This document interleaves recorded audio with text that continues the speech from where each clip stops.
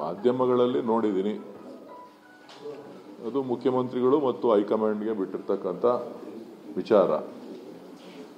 So ಕಾದ್ ನೋಡೋಣ.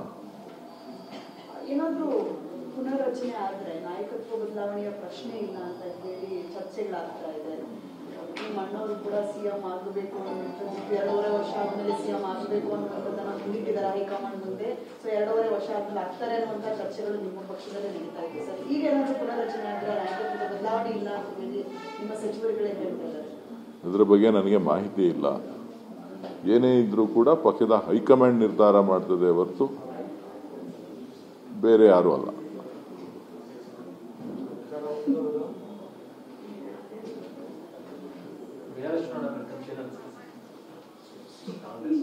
ಪ್ರಜಾಪ್ರಭುತ್ವದಲ್ಲಿ ಎಲ್ಲವೂ ಕೂಡ ಸೋಲು ಗೆಲುವು ಎರಡೂ ಇರ್ತದೆ.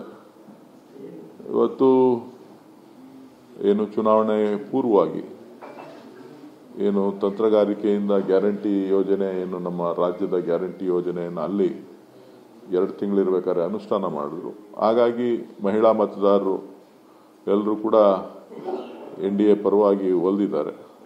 ಸೊ 10,000 ರೂಪಾಯಿ ಒಟ್ಟಿಗೆ ಹಾಕಿದ್ರಿಂದ ಮತ್ತು ಸುಮಾರು ಚುನಾವಣೆಗೆ ಮುಂಚಿತವಾಗ್ಲೇ ಸುಮಾರು 47 ಲಕ್ಷ ಮತಗಳನ್ನು ಕಿತ್ತಾಕ್ದಂಥದ್ದು. ಸೊ ಇವೆಲ್ಲ ಕೂಡ ಇದೆ.